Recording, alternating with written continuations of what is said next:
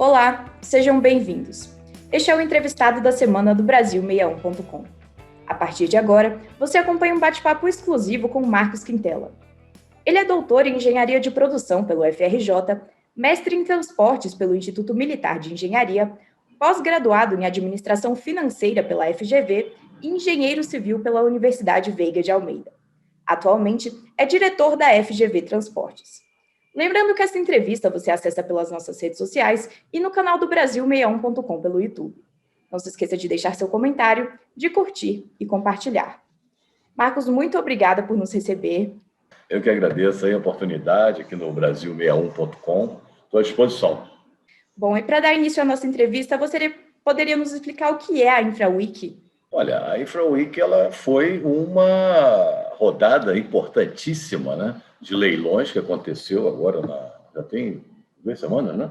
Que foi uma rodada que colocou à prova, né, uma situação política, econômica, estratégica de nosso país, né? Então, houve uma receptividade muito grande dos investidores nacionais e internacionais, principalmente na parte de aeroportos, né? Os leilões produziram ágios importantíssimos, né? Surpreendentes, vamos dizer assim. Esperávamos que o sucesso, logicamente, mas realmente os ágios foram surpreendentes, ainda mais que nós estamos vivendo um momento ainda da pandemia, que houve até um aumento de casos, diminuição de circulação dentro do país e internacionalmente também, com as restrições, né, ao país, e as demandas que estavam tentando ascender, elas deram uma caída. Então, todas aquelas previsões de demanda que estávamos já otimistas, ela tinha caído. E no meio dessa situação, houve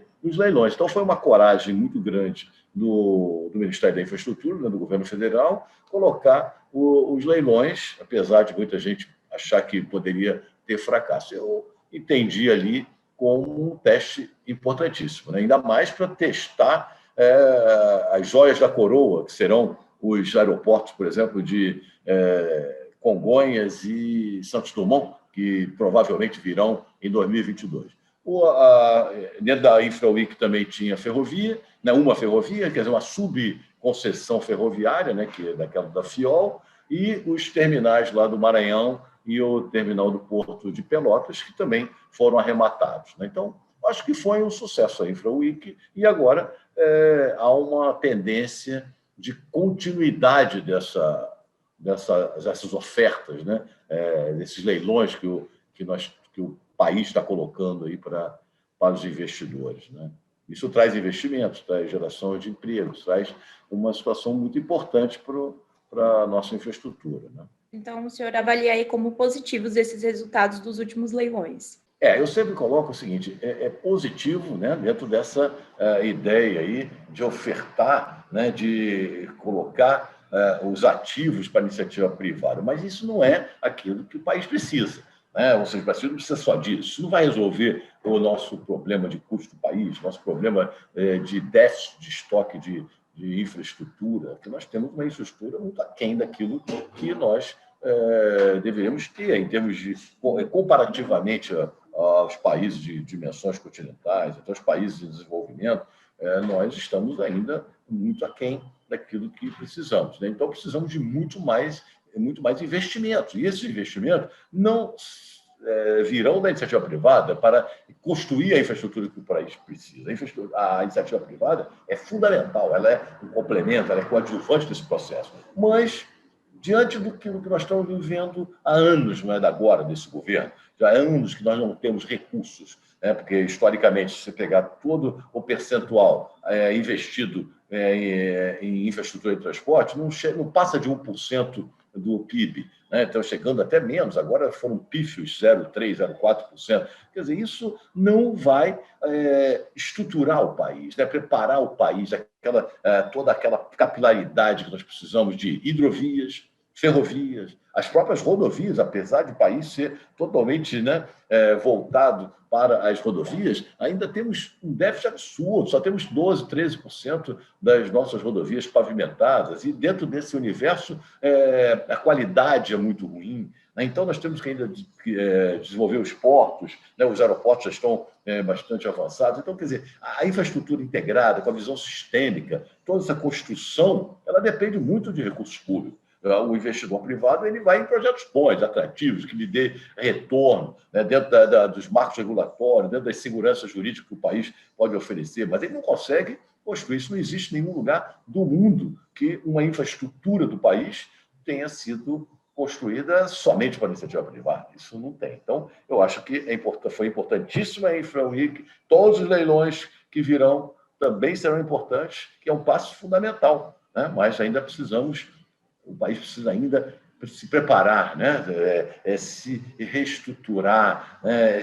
Recomeçar tudo do seu desenvolvimento novamente, né? Porque nós sempre fomos um país em desenvolvimento, mas ainda demos passos atrás, né? Então, precisamos arrumar a casa politicamente, economicamente, para que haja recursos para investimentos.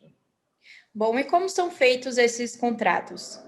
Não, os contratos das concessões são contratos, são concessões onerosas, né, onde o ente privado ele paga, outorga ao governo, né, para poder explorar essas rodovias, ferrovias, os aeroportos. Então, entra recursos para o governo federal, né, e esses recursos são destinados lá dentro do orçamento federal para muitas coisas. Hoje, na área de ferrovia, existe uma inovação muito grande, que é o subsídio, na verdade, subsídio, investimento cruzado, né? Onde as ferrovias elas pagam outorgas e são aplicadas em construção de outras ferrovias, né? Então, isso é muito interessante que o Ministério da Infraestrutura colocou, uma inovação muito boa para poder ter fôlego para construir trechos que o país, vamos dizer assim, não temos condição, né? Então, isso gera recurso. Mas o grande benefício dos leilões, das concessões, não é só a outorga, né? Ela é a geração de obras, de empregos, ela é a construção da infraestrutura. Isso é bem claro, deixado aí pelo ministro da Infraestrutura, né? Que não está avisando somente ali o dinheiro que vai entrar da outorga, e sim tudo aquilo que vai propiciar para a sociedade, né? Em termos de obras, de recursos, de preparação da infraestrutura. Então, isso aí é fundamental aí, os benefícios sociais que o país também precisa sempre desenvolver, né? Bom, e qual é a expectativa, sobretudo, para o setor aéreo, que o senhor deu um destaque? O setor aéreo era uma situação muito interessante, né? Porque quem falasse em recuperação do setor aéreo antes de 2024, né, estaria sendo otimista demais, né? Porque para voltarmos aos níveis pré-pandemia, lá de 2019, onde estava havendo um boom, né, aéreo, né? Ninguém imaginava que poderia acontecer aquilo, não tinha matriz de risco que contemplasse, né, uma pandemia que viesse a levar os aeroportos praticamente ali quase a bancarrota ali, né? A situação, as empresas aéreas quase quebrando, os aeroportos praticamente vazios, né? Então, isso aí foi uma situação que deixou, de certa forma, o mercado aeroportuário muito preocupado. Então, as previsões, que quando nós fizemos até na FGV um webinar no início de 2020, logo no início da pandemia, e trouxemos as pessoas da área aeroportuária, estavam prevendo a recuperação do setor aéreo em 2023, 2024. Ou seja, os níveis de demanda para chegar ao mesmo nível que nós tínhamos em 2019.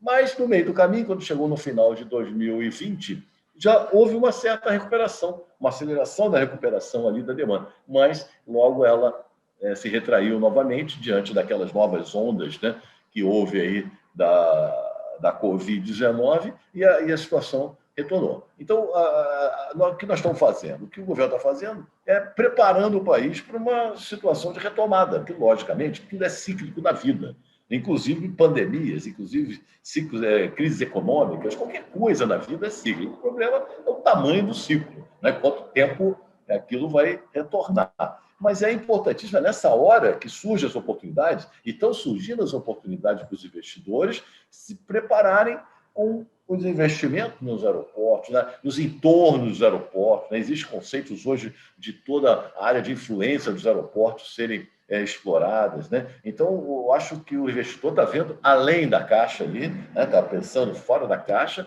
para se preparar. Né? Então, investindo agora, porque certamente o Brasil, com a potencialidade econômica, a potencialidade turística, de negócios, de tudo que o país tem, os aeroportos voltarão a um nível bastante interessante. E é o tempo, basicamente, que tem para se preparar ali até 2024, as obras, os crescimentos, as reformas, e certamente lá para 2022 ou 2023 nós já estaríamos numa situação de um ramp-up ali, de voltar a um crescimento com uma vacinação em massa, o mercado internacional já aberto, né, para todos os países e principalmente para o Brasil, na reciprocidade, né? Tanto de ida, de entrada como saída. Então, eu acho que foi um momento. Não, aquela história, vai esperar o quê? Vai esperar o quê? Acabava a pandemia? E quando é que acaba uma pandemia? A pandemia não vai acabar, né? Então, ela vai estar sempre ali sendo realimentada pelos vírus e vacinas. Então, você tem que se preparar, de uma hora tem que investir. E eu acho que este foi um momento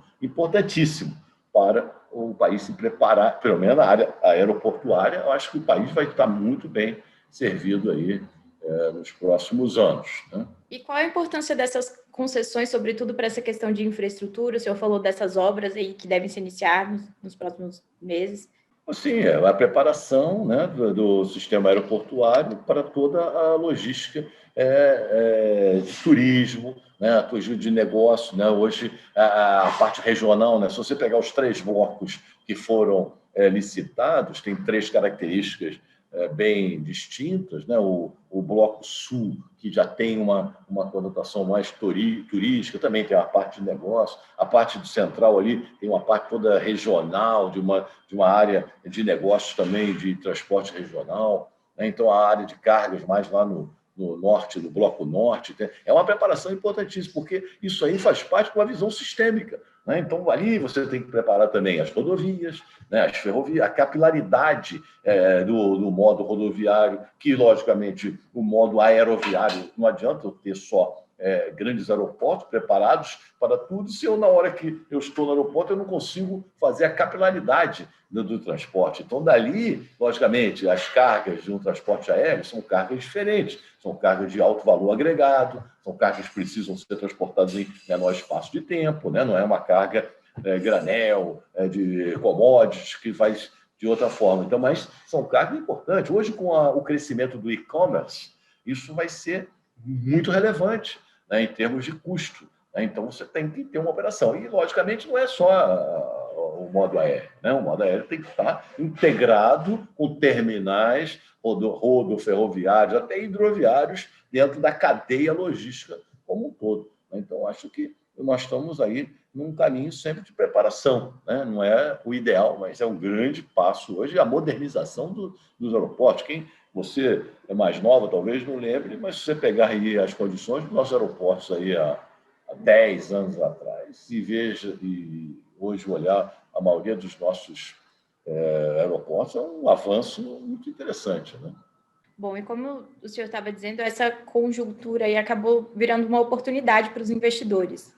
Como você disse, não tem nenhuma hora certa, esperar a pandemia acabar. Eles têm se mostrado confiantes. Essa confiança, ela vem muito da estruturação dos projetos, né? Como os projetos se apresentam, né? Como é que os editais, os termos de referência desses projetos se apresentam, né? Para ter uma confiança dentro da regulação que será feita nas concessões, tanto aeroportuárias, quanto rodoviárias, ferroviárias e portuárias.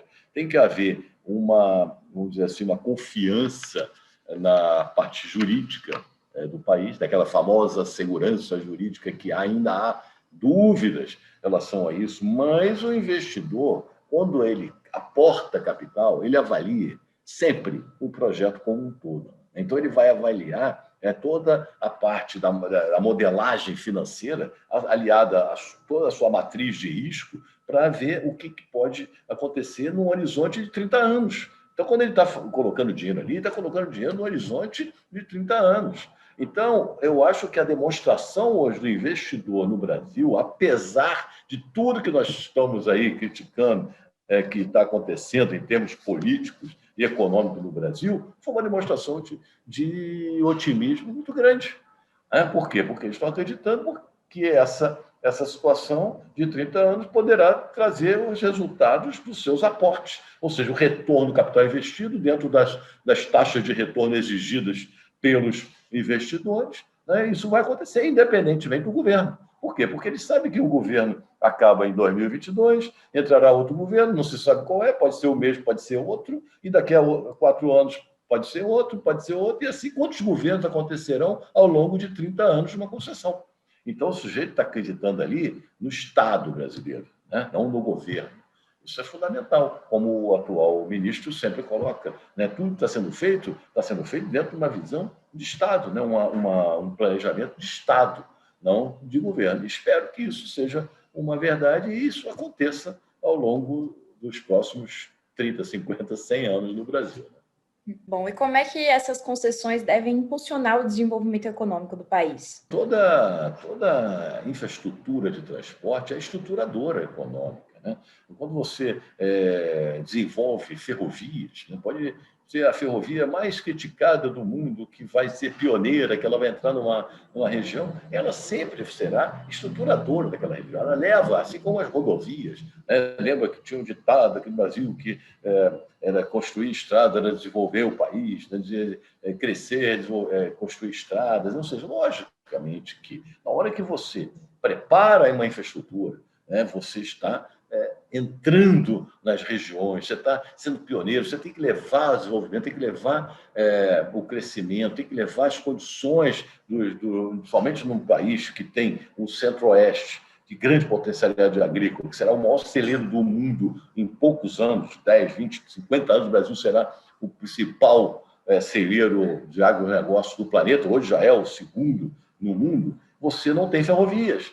Né? Então, as ferrovias precisarão ajudar muito a escoar toda essa produção para o Arco Norte, né? Para você sair via Canal do Panamá, sair por cima e também manter a qualidade da saída pelo Sudeste e pelo Sul, saindo Paranaguá, saindo Santos, saindo Rio Grande, saindo Ilhéus, que vai construir um terminal que poderá conectar com a Norte-Sul. Então, você tem que concluir toda a malha ferroviária, a malha rodoviária, as hidrovias, fazer as conexões, fazer a integração. Isso é desenvolvimento, isso é integração. É aquela história que todos nós já sabemos. O Brasil tem uma grande competência da porteira para dentro, isso a gente ouve toda hora, né? Todo mundo fala isso. E da porteira para fora, nós temos uma deficiência muito grande, que o custo logístico hoje chega a 13%, 14% do PIB. Isso é inadmissível, alguns falam em 20% do PIB. Quer dizer, então, você tem uma situação que impacta diretamente o quê? Na competitividade do país. Né? Você está comprometendo os preços internacionais na hora de você exportar. O país também importar, todo o e-commerce, tudo que você compra aí, você pede aí no seu computador ali, que for uma roupa, qualquer coisa, que está impactado pela logística. Né? Então, hoje os fretes podem ser muito mais caros, dependendo Você vê lá que uma das características do e-commerce é você colocar o CEP, porque o CEP vai nortear exatamente quais são as condições logísticas que o sujeito tem para entregar aquele produto para você. Né? Então, muitos são grátis, né? De graça, dependendo de onde você está, na região metropolitana, tal, mas tem lugares que é caríssimo, né? Porque tem toda uma deficiência, riscos, né? Custos, e assim vai, dentro da visão sistêmica da logística. E quais devem ser os próximos leilões realizados pelo governo federal? Existem os leilões aí próximos aí de rodovias, né? Que são rodovias que terão alguma atratividade. Não me ocorre aqui agora todos os projetos, mas tem uma ferrovia importante que está, vamos dizer assim, numa luta lá no Supremo Tribunal Federal, que é aquela Ferrogrão, que é uma ferrovia importante, né, de 933 quilômetros, que liga ali Sinop a Miritituba e sai pelo Tapajós, que seria ela é paralela, ela vai na faixa de domínio da BR-163, que tem uma importância muito grande para o escoamento de toda a produção agrícola para o Arco Norte. né, que depende também de muitas outras coisas, né? É uma ferrovia que, para ela parar de pé, ela precisa de alguns complementos, precisa de uma visão sistêmica, precisa de uma integração rodo-ferroviária também com outros trechos para isso integrar, com a hidrovia, né, com o porto. Quer dizer, então, ela tem ainda algumas restrições que, apesar do governo acreditar muito nesse leilão, é ainda uma situação a se estudar e a se esperar. Essa eu ainda gostaria de ver se ela realmente terá todo o sucesso que o governo acredita. Espero que sim, a ideia é boa, mas ainda faltam algumas situações que precisam ser trabalhadas ali em termos da modelagem da Ferrogrão. Então, essa seria a ferrovia mais importante. Depois, eles têm que também fazer as concessões de conexão da FIOL para até Barreiras, depois Figueirópolis, para conectar com a Ferrovia Norte e Sul. Teria a FICO, que é do outro lado, que também teria que conectar com Lucas do Rio Verde, que seria um sonho de consumo do agronegócio, que a ferrovia chegasse a Lucas do Rio Verde, que é um centro também muito importante. E assim, toda a parte ferroviária, né? Então, a parte do Sul teria que ter modernizações. E assim, nós temos 1000 projetos. Tem as privatizações dos portos, né, que estão na fila lá, os portos Porto de Santos, Porto de Vitória, Porto da Bahia, né, da Codeba, né, são as companhias docas que serão privatizadas.